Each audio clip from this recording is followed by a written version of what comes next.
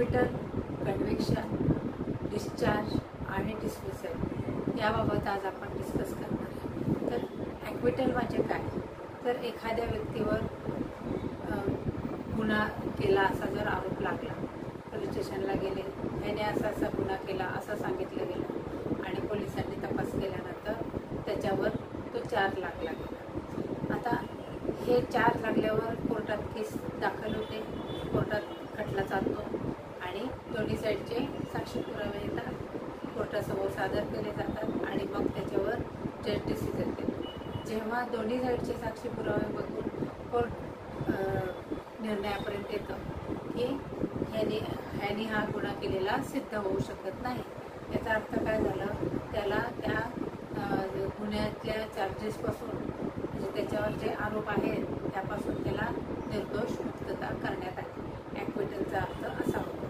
जसं की आता आपण मालेगाव केस बघितली, तर बॉम्बे ट्रेनमधले लोकल ट्रेनमधली केस बघितली, तर ह्यातल्या सगळ्या आरोपींना पुरावे बरोबर नाहीत किंवा सिद्ध होऊ शकले नाहीत त्यांच्याविरुद्ध, म्हणून त्यांना निर्दोष मुक्त करण्यात आले. आता हे प्रत्यक्ष काय घटना घडली असेल ते आपल्याला माहिती नाही. आता दुसरं आपण हे बघतो की ॲक्विटल झालं. आता कन्व्हिक्शन बघूया. आता सेम एखाद्या व्यक्तीवर जर गुन्हा दाखल झाला पोलीस स्टेशनला, त्याचा तपासाअंती त्याच्यावर आरोप लावण्यात आले आणि नंतर केस कोर्टात गेली, तर कोर्टात साक्षी पुरावे झाले जजसमोर. जजने दोन्ही साईडचे साक्षी पुरावे, डॉक्युमेंटरी पुरावा जो काही तपासात आलेला असेल हे सगळं केल्यानंतर जर त्या आरोपीच्या विरुद्ध तो गुन्हा साबित झाला की ह्याने हा गुन्हा केला हे जर सिद्ध झालं, त्या डॉक्युमेंटरी पुराव्यात आणि तपासात, तर त्याला काय झालं? कन्व्हिक्शन लागलं, म्हणजेच त्याच्यावर आरोप सिद्ध झाला. हां, ह्याच्यात पहिल्या ह्याच्यात काय म्हटलं?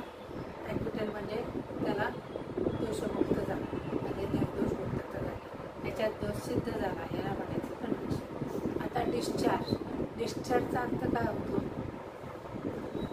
गुन्हा पोलीस स्टेशनला गेला, गुन्हा त्याने असा गुन्हा केला एखाद्या व्यक्तीने, नंतर त्याचा तपास करण्यात आला आणि त्याच्यावर चार्जेस लावण्यात आले. परंतु जेव्हा जज समोर जातं तेव्हा ते चार्जेस सिद्धच नाही होऊ शकत किंवा तेवढे त्याचे प्रेमापाशी अशी काही केसच नाही की ह्याच्यावर चार्जेस लागू शकतात. म्हणजे प्रथमदर्शनी जो पुरावा आहे तो त्याच्यावर सबळ पुरावा नसल्यामुळे ती केस कोर्टात यायच्या आधीच, कोर्टात सुरू व्हायच्या आधीच त्याला त्या चार्जेसपासून म्हणजे त्याच्यावरच्या आरोपापासून मुक्त केलं जातं. म्हणून त्याला काय म्हणायचं? डिस्चार्ज.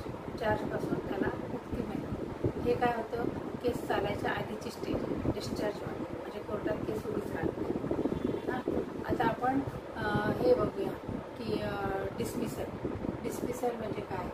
तर कोर्टात केस दाखल होते, आरोप लागल्यानंतर जज समोर केस दाखल होते, परंतु जेव्हा केस चालवायला घेतात त्याच्यावरचे ते चार्जेस आहेत ते फेक वाटतात त्या जजला.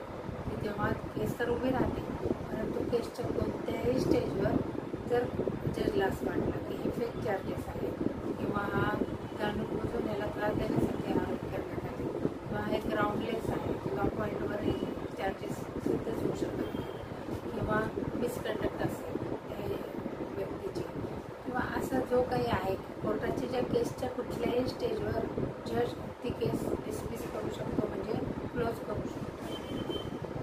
ही जी प्रोसिजर आहे डिसमिसलची, केसच्या सुरुवात झाल्यानंतर कोर्टात दाखल झाल्यावरती जेव्हा खटला चालतो त्याच्या कुठल्याही स्टेजवर डिसमिस केली जाते आणि डिस्चार्ज जे आहे केस कोर्टात चालू व्हायच्या आधीच ती चार्जपासून मुक्तता, आरोपीला चार्जपासून मुक्तता म्हणून त्यांना डिस्चार्ज म्हणायचं. त्याच्या डिसमिस म्हणजे क्लोज, कुठल्याही स्टेजवर केस